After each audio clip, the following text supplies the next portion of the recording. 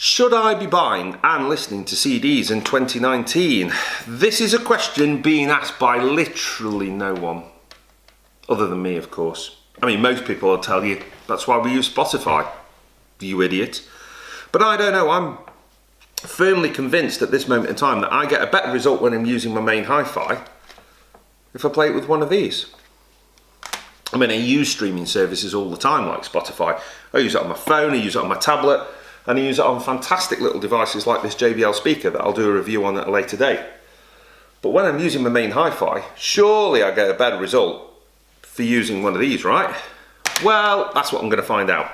I'm going to spend some time over the Christmas and New Year period evaluating. I'm going to take a listen to CD versus Spotify. I'm going to use this as my hi-fi, or this is part of it at least. This is the 752BD from Cambridge Audio. And yes, when it was launched, it was a Blu-ray player, but it's credited as being a universal player. That is to say, it'll play CDs as equally as well as it'll play Blu-rays, and it plays SACDs and HD CDs as well. That's partnered with a power amp. It's 651W from Cambridge Audio. And you'll notice this doesn't have a volume knob on it or anything like that. That is because this is just a power amp that will drive the speakers, and this, as well as being the universal player or CD player in this instance, is also a digital preamp.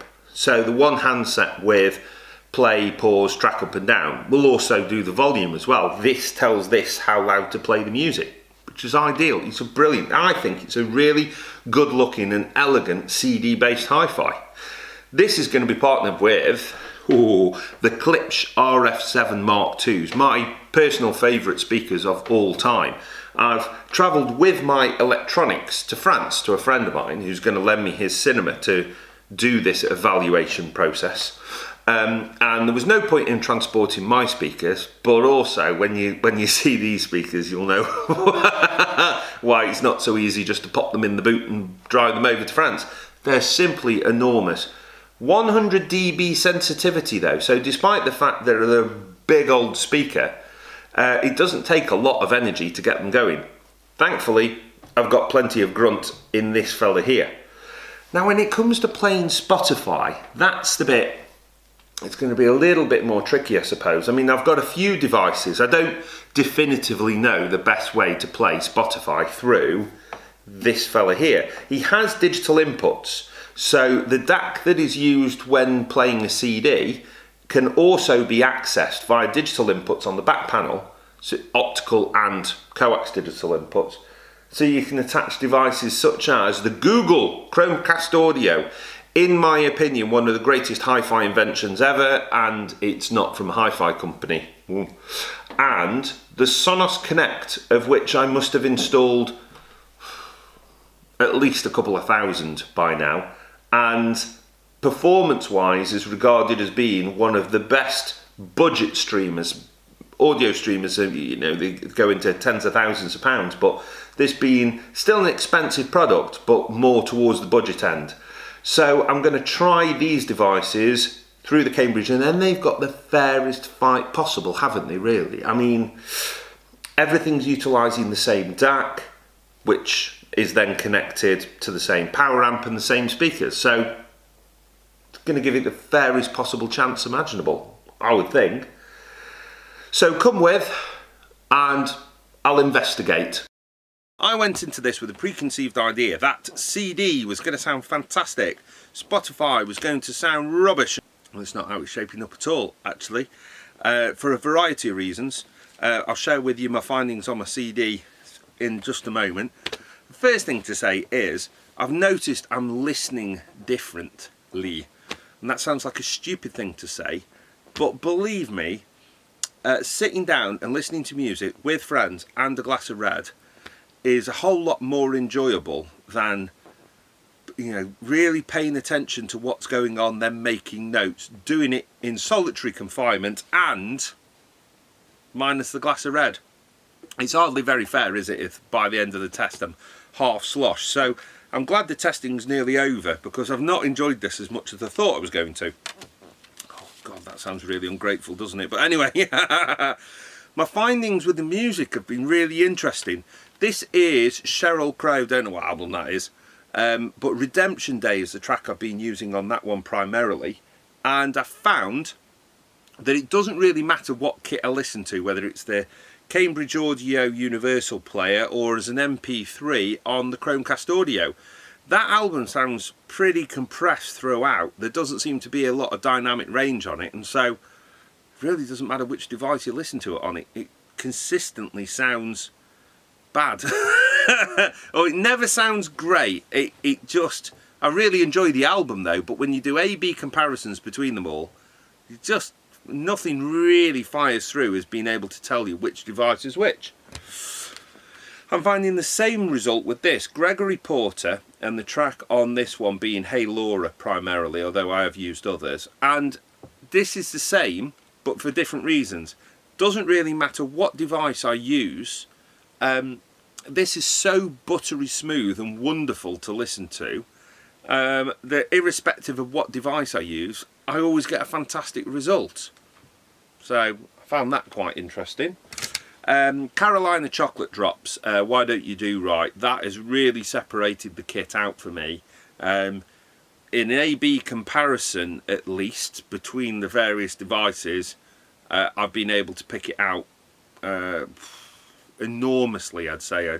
If I was a hi-fi manufacturer and I wanted to show off kit and as to why people should be buying my CD player versus listening to the Spotify track, that is an album that I would use very definitely.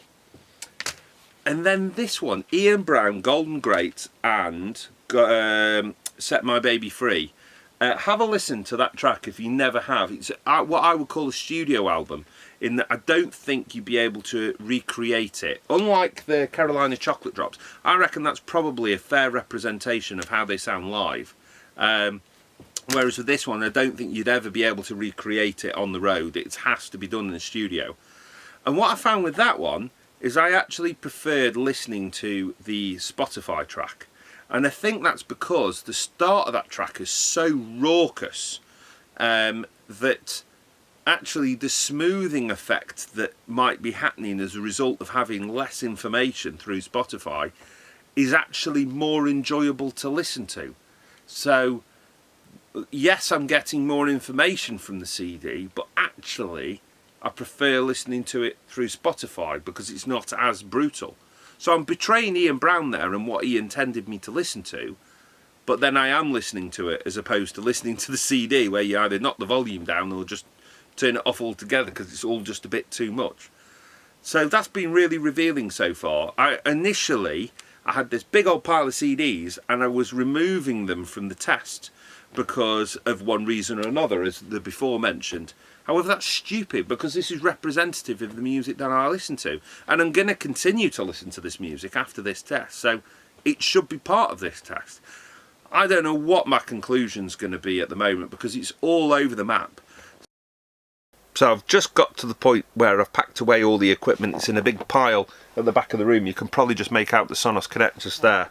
For days this room's been in chaos because the easiest way to test equipment is to have it all available and just plumb the wires in as and when you need them. It was quite satisfying to get to a point where it was all tidy. I'd vacuumed the room and I decided before handing the cinema back to Steve, I'd sit down, relax, pour myself a drinky booze and enjoy listening to music, because I said in a previous piece to camera that whilst I'd listened to lots of music, I'd not really enjoyed the process. And I'd not used any Pink Floyd or Dire Straits in testing because they're massive hi-fi cliches. But I do quite enjoy a bit of Dark Side of the Moon. So I decided not to listen to the SACD that I'm holding here and to cement in my mind once and for all that for most occasions Spotify is absolutely fine. I hooked up the Google Chromecast Audio to the Onkyo AV receiver that drives the Klipsch speakers in here. And that's where I've hit a problem. You see, I think for most CDs, or most albums for that matter, there's a gap in the audio between track 1 and track 2 and track 2 and track 3 and so on and so forth. But with Dark Side, all the tracks blend one into another. I mean, if you were blindfolded, you wouldn't know where the end of track 1 ended and the start of track 2 started. but it was a really abrupt jarring in between tracks. I thought, well, this can't be right. I'm sure I've probably listened to Dark Side through my phone, through earphones before now, and then I noticed on Spotify if there'd been this abrupt jarring in between tracks. So I tested and I retested and I retried, and then I experimented with a few bits of equipment, admittedly all through the Onkyo AV receiver. I don't need to set up hi-fi equipment. This isn't an ultimate test of hi-fi quality now. This is just how the transitions between the various tracks are handled. I used the Spotify Connect, Sonos Connect, Google Chromecast Audio, an NVIDIA Shield, a Roku Streaming Stick Plus, my tablet and my phone. Did you know what? I got a different result using every different piece of kit. But they're all listed as being Spotify Connect devices. That's what I didn't understand. The worst offending piece of kit is the Google Chromecast Audio. The best performing pieces of kit seem to be my phone and the Roku Streaming Stick Plus. The NVIDIA Shield ain't bad, and nor is the Sonos Connect for that matter, but still not as good as my phone. So it's left me wondering, because I've been researching various bits of hi-fi equipment since I first started this. I know that Cambridge Audio have just released a fantastic new amplifier called the Edge Integrated, and it seems to have all these facilities built in, Spotify, Connect and Chromecast for that matter. But which version? I mean, I assume, because it's very expensive, the best possible type.